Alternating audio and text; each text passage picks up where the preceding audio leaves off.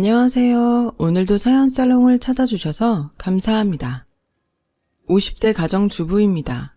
가끔 거울 속에 훌쩍 어른이 된 저를 발견할 때면 어쩐지 낯선 기분이 될 때가 있어요. 언제 이렇게 나이가 들어버린 걸까? 어른이 된 게 어느 날 갑자기도 아닌데 괜히 젊은 시절이 모두 흘러가 버린 것 같아 어딘가 모르게 서글퍼지더라고요.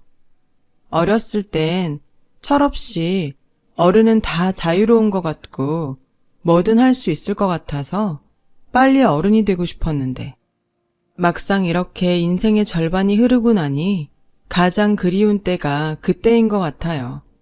매일 아침 일찍 일어나 학교에 가고 선생님과 부모의 통제를 받으며 답답하다고 불평불만만 했는데 막상 어른이 되니 저 혼자만 잘하면 되는 것이 아니라 가족, 동료, 친척 등 주변을 챙겨야 하니 어른의 현실은 자유는 있지만 더 많은 의무 때문에 무엇도 자유롭게 할 수 없네요. 어른이 사는 게 고달프고 힘들 줄 알았으면 학교 다닐 때 마음껏 행복할걸. 행복은 늘 이렇게 한 발 늦게 지나고 나서야 깨닫는 것 같아요. 그땐 몰랐지만 지금은 너무 그리운 저의 어린 시절 이야기를 해보고 싶어서 이렇게 사연글을 적어봅니다. 제 어린 시절 이야기를 하려면 아무래도 저희 친정엄마 이야기를 먼저 해야 할 것 같아요. 저는 홀어머니 밑에서 자랐어요. 엄마는 22살에 남편을 사고로 잃고 당시 갓 태어난 저를 혼자 감당해야 했어요. 지금 생각해보면 당시 엄마의 나이는 세상을 다 알긴 너무나도 어린 나이였어요. 엄마는 남편도 없지만 친정도 없는 사람이라 어쩔 수 없이 시댁의 도움을 받아야 했어요. 아이를 키우고 살기 위해선 돈이 필요하니까요. 하지만 할머니는 저희 엄마가 당신의 아들을 죽게 했다는 망상에 사로잡혀 거의 매일 폭언과 폭행을 일삼던 사람이었어요. 다행인 건 어린 저에겐 당신의 아들 핏줄이라며 애지중지했다는 건데 그래서 전혀 몰랐어요. 엄마가 할머니 때문에 그렇게 매일 울며 지냈다는 것을요. 엄마는 그런 시간을 무려 8년을 버티셨어요. 제가 초등학교에 들어갈 즈음 엄마는 저를 데리고 방 하나, 부엌 하나가 딸린 월세방을 얻어 거의 도망치듯 할머니 집에서 나왔고 그 뒤 저는 초등학교를 무려 3번이나 전학을 가야 했어요. 살았던 월세집 계약이 2년인 것도 있었지만 한 곳에 오래 살면 할머니가 저희 모녀를 찾아올지도 모른다는 엄마의 걱정 때문이기도 했죠. 마지막 월세방 계약이 끝날 무렵엔 제가 초등학교 6학년이었어요. 진짜 이번엔 전학 가기 싫었는데 그때 어떻게 알고 왔는지 막내 꼬모가 제가 다니는 학교에 왔고 할머니가 1년 전에 돌아가셨다는 이야기를 듣게 되었어요. 엄마는 할머니가 돌아가셨다는 소식을 듣고 이제 더 이상 도망 다니지 않아도 된다고 안도하셨죠. 엄마와 할머니의 관계를 몰랐던 저는 나는 슬픈데 우리 엄마는 할머니가 죽은 게 저렇게 좋은가? 하며 엄마를 오해하기도 했어요. 그 뒤 몇 달 후 저희 엄마는 태어나 처음으로 내 집 장만을 하셨어요. 대단히 비싸지 않았던 작은 빌라였는데 집값의 절반도 넘는 대출금을 끌어안고도 집장만의 기쁨에 엄마는 아빠의 사진을 꼭 끌어안고 펑펑 우셨어요. 그때 저희 엄마의 나이는 35이었어요. 이사 걱정이 없어진 엄마는 그 뒤로 매일 인생에 딱 2가지만 있는 사람처럼 매일 이 일 저 일 가리지 않고 돈을 버셨고 저에겐 그렇게 공부 잔소리를 퍼부으셨어요. 학원 갔다 왔어? 공부는 다 했어? 이번 시험에서 꼭 성적 올려야 된다. 행복은 성적순이 아니라고 했는데 그때 당시 저는 행복은 공부하는 시간에 반비례한다고 생각했어요. 그래서 저는 제가 세상에서 가장 불행하다고 생각했었죠. 당연히 공부만 강요하는 엄마와는 심리적으로 멀어져 갔고, 자기의 기대와 뜻에 제가 따라주지 않자 엄마의 짜증과 잔소리는 더 심해져만 갔어요. 너 나중에 어른 되면 어떡하려고 이렇게 놀기만 해? 엄마도 힘들어. 엄마가 이렇게 고생해서 키우는데 네가 좀 알아서 잘해야 하지 않겠어? 내가 언제 놀기만 해? 그리고 내가 엄마한테 나 때문에 고생하라고 했어? 왜 나한테 그래? 너 지금 엄마한테 그게 무슨 말버릇이야? 엄마가 너한테 뭐 그렇게 대단한 거 바래? 그냥 학생이 공부 좀 열심히 하라는 건데 뭐가 잘못됐어? 열심히 해. 근데 엄마가 바라는 건 열심히 하는 게 아니고 잘하는 거잖아. 해도 안 되는 걸 나보고 어쩌라고? 열심히 하는데 왜 안 돼? 네가 하기 싫다고 하는 척만 하니까 그렇지. 저는 엄마의 말에 억울하고 짜증나고 분했어요. 열심히 해도 안 된다는 말은 정말이었거든요. 저는 점점 엄마는 나에 대해서 관심도 없으면서 공부만 잘하길 바란다 라고 생각했고, 저는 두고 보자는 심정으로 정말 이를 악물고 공부만 했어요. 이해가 가지 않는 건 그냥 통으로 외워버리고 무조건 성적이 잘 나오면 된다는 생각에 별의 별짓을 다 했죠. 그 결과 성적은 오르기 시작했고, 그제야 저희 엄마는 만족하는 얼굴이셨어요. 저는 그런 엄마의 모습을 보며 그러면 안 되는 거였는데, 제 계획은 엄마가 바라는 대로 공부를 열심히 해서 성공을 하면 엄마가 잔뜩 기대하고 있을 때 엄마의 기대와 정반대로 하는 거였어요. 그래서 저희 청소년 시절 기억은 거의 없어요. 참 아이러니하게도 모든 행복을 포기하고 공부만 하며 재미없게 사는 저에게 학교 선생님과 엄마는 칭찬을 해주셨고, 친구들은 저에게 다가오지 않았죠. 그렇게 대학 입시를 치렀어요. 순수한 의도는 아니었지만 악착같이 공부한 결과 서울에서 유명한 Y대에 들어갈 수 있었고, 대학 합격이 발표되는 날 엄마는 저를 껴안고 기뻐하셨어요. 하지만 저는 그런 엄마를 거부했고 이렇게 말했어요. 엄마가 바라는 대로 대학 붙었지? 그럼 이제 다 된 거다. 난 대학 안 갈 거야. 이제부터 그동안 못했던 거 실컷 하고 살 거니까 엄마는 더 이상 내 인생에 참견하지 마. 저는 그렇게 제 방문을 걸어 잠그고 방에만 박혀 살았어요. 밥도 잘 안 먹고 가끔 화장실 가는 것 외엔 방 밖에 나오지 않았는데, 처음엔 네가 이기나 내가 이기나 해보자던 엄마는 제가 그렇게 일주일 정도 버티니까 겁이 나셨는지 제 방문 앞에서 미안하다고 우셨어요. 내가 생각한 복수는 통쾌하고 시원한 거였는데 엄마가 우니 이상하게 정말 마음이 좋지 않더라고요. 결국 엄마와 세상으로부터 닫았던 마음의 문을 다시 열게 되었어요. 하지만 그것도 다 엄마의 계략이었을까요? 정신 차리고 보니 대학 입학식에 도착해 있었어요. 과정이 어쨌건 공부를 열심히 그리고 잘해서 좋은 대학에 입학한 아이로 주변에서 치켜 세워줬고, 그 기분이 썩 나쁘지 않았어요. 지금부터라도 그동안 누리지 못하고 산 것을 누리며 마음껏 자유롭게 살겠노라 다짐했어요. 하지만 이런 제 마음을 비웃듯 학교 공부는 그리 간단하지 않았죠. 엄마는 이번엔 공부가 아닌 다른 걸로 저를 옥죄기 시작했어요. 다 큰 딸의 귀가 시간을 정했고 옷 입는 것에도 매번 참견을 하는 등 저를 가만히 두지 않았어요. 그리고 대학은 취직을 위한 과정이니 마냥 놀기만 하면 안 된다고 또 잔소리를 퍼부으셨죠. 너 지금 시간이 몇 시야? 대학 갔다고 놀기만 할래? 치마는 왜 그렇게 짧아서? 왜? 아예 동네방네 다 보게 벗고 다니지. 정말 왜 그래? 이제 나도 어른이야. 나 좀 내버려 두면 안 돼? 엄마가 다 걱정돼서 하는 소리잖아. 그리고 엄마가 일찌감치 스펙 쌓아서 취직 준비하라고 했지? 넌 왜 그렇게 내 말을 안 듣니?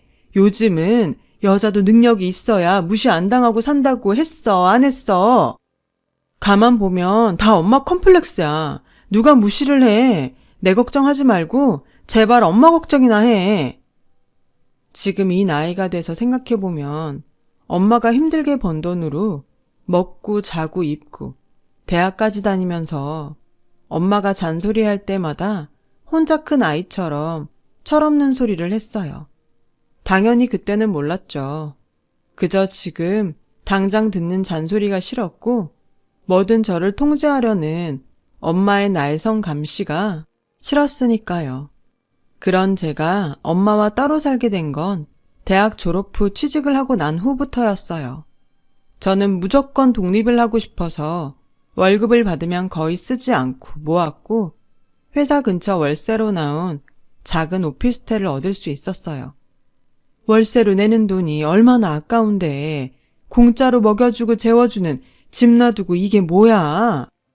내가 알아서 할 수 있어. 나도 어른이고 내가 번 돈으로 살 수 있으니까 이제 간섭 좀 그만해. 엄마도 엄마 인생 살라니까. 치집애? 꼭 그렇게 말도 지 할머니처럼 정없이 해야 속이 시원하냐? 엄마는 저의 말에 서운하신 듯 집으로 돌아갔어요. 하지만 다음 날부터 언제 서운했냐는 듯 출근은 잘했는지, 밥은 먹었는지, 집에 반찬은 있는지 저를 계속 간섭하셨어요. 엄마의 그런 전화가 걸려올 때면 한쪽 귀로 듣고 대충 대답하며 한쪽 귀로 흘려보냈고 매일 처음으로 맛보는 온전한 자유와 독립에 푹 빠져 있었어요. 정말 지금 생각하면 희한할 정도로 엄마에 대해선 별 생각하지 않았고 매일 회사 다니며 그리고 혼자 사는 재미를 느끼며 집에는 거의 가지 않게 되었죠. 그런 와중에도 엄마는 거의 매일 전화에 집에는 언제 오냐고 물으셨어요. 그럴 때마다 바빠서 여유가 없다고 대답했고요. 저는 그때 당시 어차피 집에 가봤자 잔소리만 할 거면서 오라고 그런다고 생각했거든요. 회사에 들어간 지 3년이 되던 해, 거래처 회사의 인연으로 지금의 남편을 만나게 되었어요. 제가 만나는 사람이 생겼다고 엄마에게 말하자 그 뒤엔 엄마의 잔소리는 새로운 메뉴가 추가된 듯 업그레이드가 되는데 너 혼자 산다고 남자친구 막 집에 데려오면 안 된다. 엄마는 정말 지치지도 않아? 그만 좀 해. 내가 알아서 한다고. 나도 어른이잖아. 네가 암만 그래도 엄마 눈엔 애야. 아무튼 뭔가 좀 잘해. 여자 혼자 사는데 남자 들락날락하면 이상한 소문 돌아. 알았어? 이맘때쯤엔 엄마의 마음을 조금 알았어요. 하지만 제가 못된 딸이라 그런지 엄마의 마음을 알면서도 입에선 짜증 섞인 말들만 쏟아냈죠. 엄마는 내색하지 않으려고 했지만 제 말에 서운하다는 것을 느낄 수 있었어요. 하지만 그것과는 별개로 전처럼 마음 약해져서 엄마의 뜻에 따랐다가는 지금의 자유와 행복도 다시 뺏길 것 같았고 남편과 연애를 한 지 1년이 넘어가면서 그부터는 결혼을 선택하게 되었어요. 남편이 별론데 순전히 엄마에게 도망치기 위해서 한 선택은 아니었고 이 정도의 남자라면 결혼해도 좋겠다고 생각할 무렵 텔레파시가 통했는지 청혼을 받게 되었어요. 그렇게 양가 상견례의 날짜가 잡혔고 자주 통화해서 전혀 생각하지 못했는데 상견례장에서 오랜만에 만난 엄마의 모습은 제 기억 속의 모습과는 달리 조금 나이 든 모습이었어요. 엄마가 언제 저렇게 나이 들었지? 결혼을 앞두고 있어서일까요? 저는 엄마가 갑자기 측은해 보였고 상견례를 마치고 큰맘 먹고 엄마와 시간을 보내기로 결심했어요. 늘 지지고 볶고 살았으니 이번 기회에 모녀지간의 이야기도 좀 하고 서로 쌓인 감정도 좀 풀면 좋겠다고 생각했죠. 그런데 엄마는 너 결혼해도 일은 꼭 계속해라. 왜? 여자가 일도 안 하고 집에서 살림만 하면 노는 줄 알아. 그리고 비상금도 있어야 해. 괜히 돈 쓸 때 눈치 보이잖아. 엄마, 우리 그이 그런 사람 아니야. 그리고 나는 애기 낳으면 회사 그만두고 애기 키울 거야. 얘가 무슨 소리야. 여자가 들어 앉아서 애나 키우고 있으면 가꿀 시간도 없고 망가지는 거 한순간이야. 그럼 남자는 딴 생각할 수도 있어. 엄마는 결혼 앞둔 딸한테 할 말이 그거밖에 없어? 난 엄마랑 달라. 내 손으로 내 애 키울 거고 무조건 하고 싶은 대로 살게 해줄 거야. 내가 엄마랑 사는 동안 얼마나 지옥이었는 줄 알아? 나 갈 거야. 결국 제 의도와는 다르게 엄마와 싸우고 제가 혼자 사는 집으로 돌아왔어요. 엄마는 그 후 꽤 충격이 크셨는지 매일 걸던 전화도 하지 않으셨고 저는 신경이 쓰였지만 엄마와 저는 자석의 N극과 X극처럼 서로를 밀어내는 무언가 있는 게 틀림없다고 생각하게 되었어요. 서로에게 상처만 되는 거 일부러 연락하지 않았어요. 이후 저는 결혼 준비로 바빴고 결혼식 당일 아침이 되었어요. 그날따라 고운 한복을 입은 엄마를 보며 오늘만큼은 절대 싸우지 말자고 수십 번을 다짐했죠. 결혼식을 무사히 잘 치르고 신혼여행을 마치고 돌아온 날부터 전 이상한 기분이 들기 시작했어요. 늘 저희 엄마로부터 제가 다이어트 한다고 굶지는 않았는지 또 아픈데 미련하게 참고 있는지 항상 들어왔던 잔소리를 이번엔 시어머니에게 듣게 된 거였어요. 다만 차이가 있다면 시어머니는 저 말고 남편에 대한 이야기를 하신다는 거였죠. 민석이는 아침밥 먹고 출근했니? 아무리 피곤하고 바빠도 빵 같은 거 주지 말고 밥 줘라. 민석이가 환절기엔 꼭 감기에 걸려서 오래 앓는다. 미리미리 네가 좀 챙겨라. 제 걱정도 아닌 남편에 관한 걱정을 저를 통해서 하는 시어머니의 전화를 받을 때마다 은근 불편했어요. 마치 당신이 아들을 위해서 내내 하시던 일을 제가 모두 물려받길 바라는 것 같았거든요. 그런 상황이 연출되니 예전에 저에게 잔소리했던 엄마가 생각이 나더라고요. 하지만 오히려 걱정될 정도로 저희 엄마의 연락은 뚝 끊겼어요. 그렇게 저는 남들 다 해본다는 결혼 후 시댁과의 갈등, 남편과의 갈등을 겪으며 3살 터울에 딸과 아들이 태어났어요. 저는 제 계획대로 첫 아이를 출산하면서 회사를 그만뒀고 아이의 커가는 모습을 모두 함께하며 행복하지만 고된 전업주부가 되었어요. 엄마 생각이 나서 정말 오랜만에 연락을 했죠. 너는 내가 그렇게 말렸는데도 기어코 회사를 그만뒀니? 오랜만에 만난 엄마는 외손녀도 제대로 안아보지도 않고 또 저에게 잔소리를 했어요. 엄마는 오랜만에 본 딸한테 할 말이 그거밖에 없어? 그래, 그거밖에 없다. 어릴 땐 그래도 엄마 말을 좀 듣는 것 같더니 그 좋은 대학 나와서 왜 놀아? 놀긴 내가 얼마나 바쁜데 살림하지 애 키우지. 살림한다고 애 키운다고 누가 월급 줘? 지금이라도 애 엄마한테 맡기고 너 복직해. 애도 안 좋아하면서 됐어, 나 갈래. 왜 늘 우리 모녀의 대화는 이런 식일까요? 시어머니를 보면 안 입고 올 정도로 그렇게 아들 걱정만 하던데 저는 마치 제가 고아라도 된 듯 어디 한 곳 의지할 곳이 없었어요. 둘째 아들이 태어나고 더 정신이 없게 살았는데 우연히 거울 옆을 지나가다 지쳐있고 게다가 후줄근한 차림 때문인지 초라한 제 모습을 보게 되었어요. 인정하기 싫지만 엄마 말대로 어쩐지 남편과도 예전 같지 않은 것 같고 망가진 제 자신에게 점점 자신이 없어졌어요.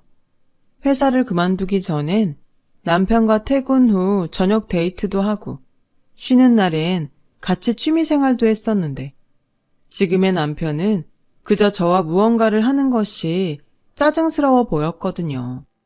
대신 아이들과 늘 함께하다 보니 저의 모든 신경은 아이들에게 가 있었고 큰아이가 초등학교에 들어가면서 걱정스러운 마음에 잔소리가 늘었죠. 큰아이가 사춘기가 되면서 제 마음처럼 되지 않자 저는 매일같이 아이에게 잔소리를 했어요. 엄마, 좀 그만해. 내가 알아서 할 테니까 그냥 냅둬. 순간 정신이 번쩍 들었어요. 딸아이의 모습에서 어린 날 제 모습을 봤거든요. 그제야 알겠더라고요. 엄마가 어떤 마음으로 저에게 늘 잔소리를 했던 건지. 엄마에게 정말 미안한 마음이 들었어요. 그래서 엄마에게 전화를 걸었는데 어쩐 일인지 엄마는 전화를 받지 않으셨고 다음 날도 또 그 다음 날도 전화를 받지 않으셨어요. 저는 바쁜 일이 있어서 그런가? 부재중 보면 전화하겠지 하며 대수롭지 않게 생각했죠.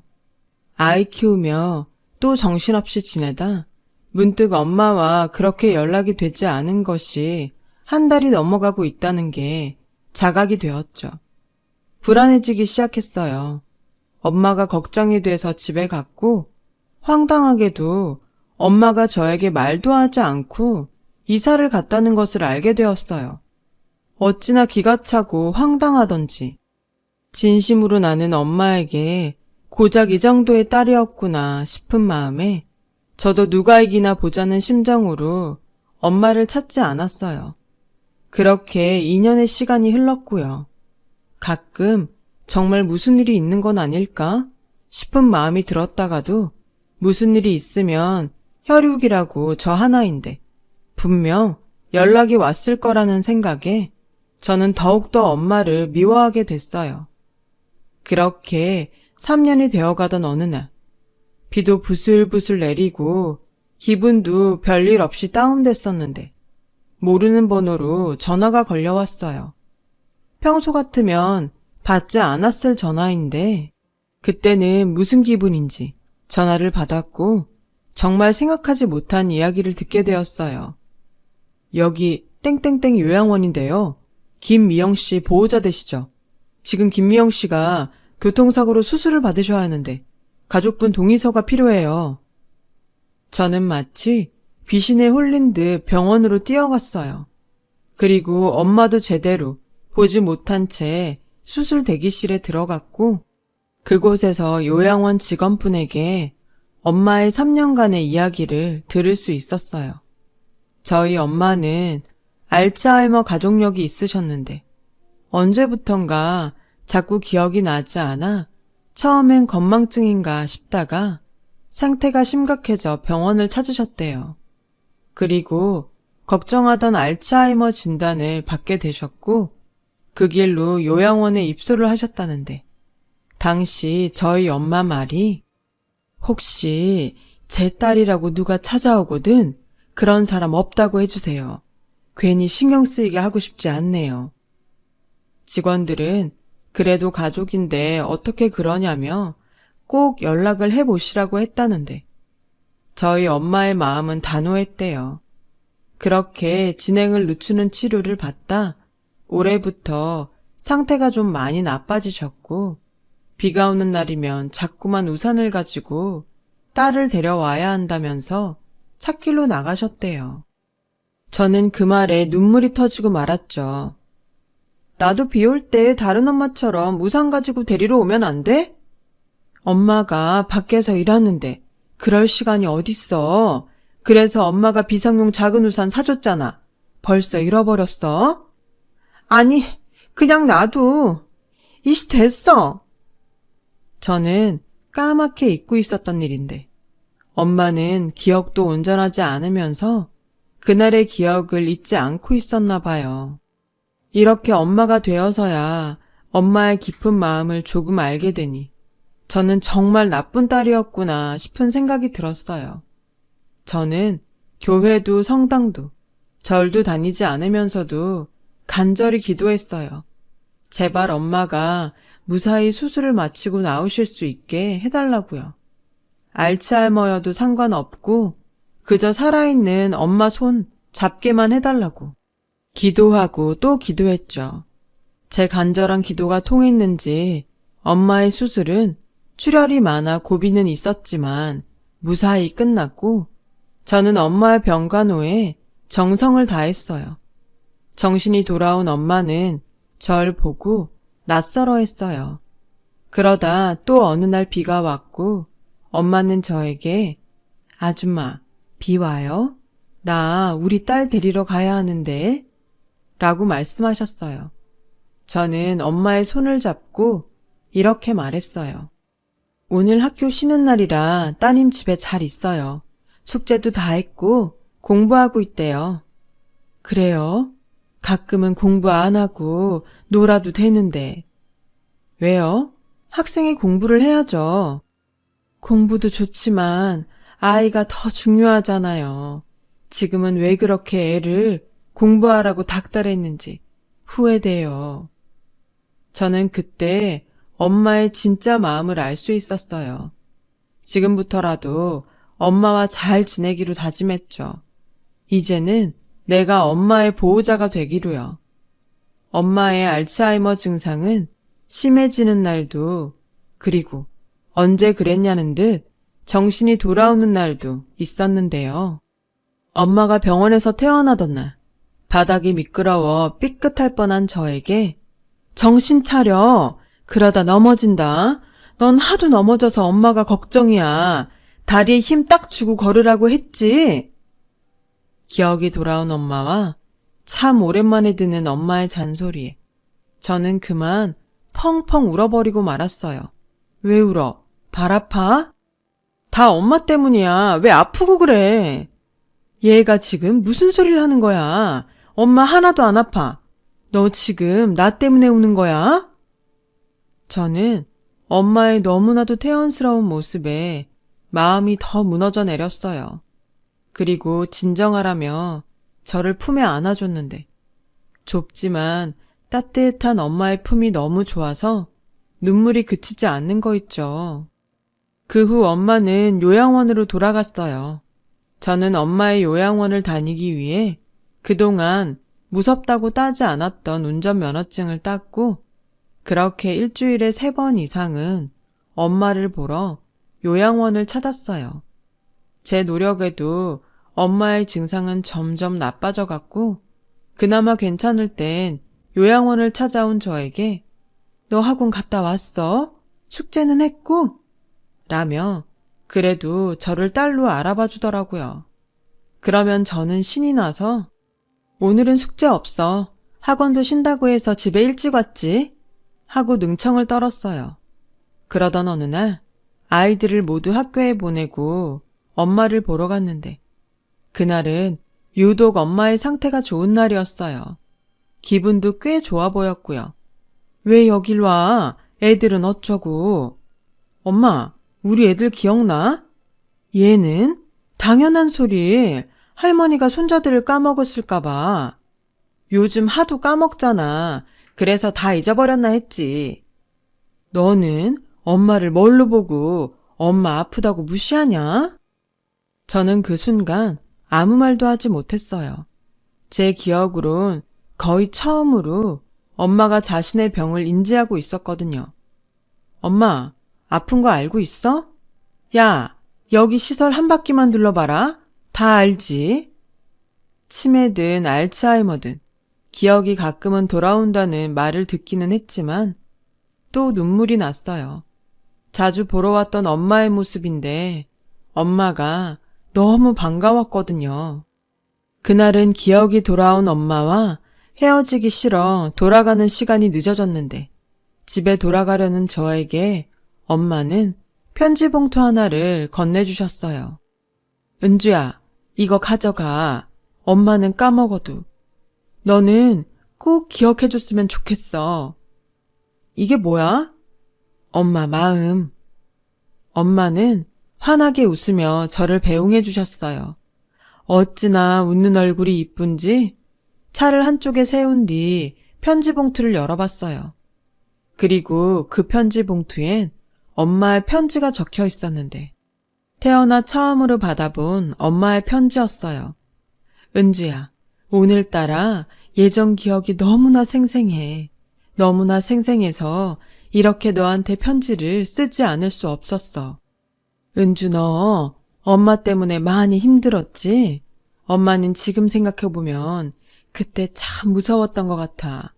네 아빠가 그렇게 떠나고 혹시라도 나도 너와 오래 같이 있지 못할까봐 무서웠어. 최대한 네가 행복하고 남에게 무시당하지 않았으면 좋겠다고 생각한 것들이 오히려 너를 괴롭혔던 것 같구나. 미안해. 엄마도 잘 몰랐어. 엄마도 엄마가 된 게 처음이잖아. 그냥 그 순간 너에게 했던 모든 잔소리를 그냥 다 너를 사랑한다고 하는 말로 기억해주면 안 될까? 나의 불안감을 나도 모르게 너에게 전달했던 서투른 엄마라서 정말 미안하다. 엄마가 너무 늦게 알아서 미안해. 그래도 은주야, 엄마는 엄마 자신보다 더 너를 사랑했어.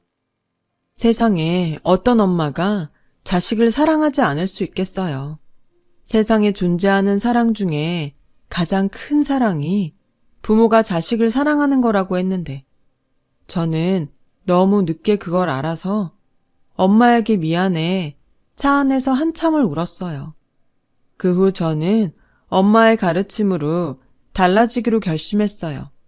아이들에게 했던 잔소리를 줄이고 대신 제 마음을 그냥 그대로 이야기하기, 사랑한다고 하기로 했죠. 처음에 아이들은 엄마가 이상해졌다고 질색하더니 어느 순간부터는 자기들도 저에게 자신의 마음을 솔직하게 이야기하더군요. 달라진 아이들의 모습을 볼 때면 저는 엄마와 저도 진작에 이렇게 진심으로 이야기하는 법을 알았으면 얼마나 좋았을까 하는 아쉬운 마음이 들어요. 저희 엄마는 여전히 시설에 계세요. 다행히 증상이 많이 나빠지지 않으셔서 어쩌다 한 번은 기억이 돌아온 엄마를 만나기도 해요. 기억이 돌아온 엄마도 반갑지만 전 엄마의 편지를 읽은 후로 엄마가 어떤 모습과 어떤 이야기를 해도 이젠 놀라거나 슬프지 않아요. 엄마가 말한 것처럼 저에겐 모두 사랑한다는 말로 들리니까요. 그렇게 생각하니 저는 정말 엄마에게 수천 번, 수억 번 사랑한다는 말을 들었네요. 부디 엄마에게 오랜 시간 잔소리를 들을 수 있기를 바라며 제 긴 사연을 마칠게요. 지금까지 저와 저희 엄마 이야기를 들어주셔서 고맙습니다. 사랑하는 가족들과 진심을 나눌 수 있는 하루 되시길 바랄게요. 여러분, 사연 댓글에 응원과 현명한 조언 부탁드려요. 좋아요와 구독은 저에게 큰 힘이 됩니다. 오늘도 좋은 일 가득하세요.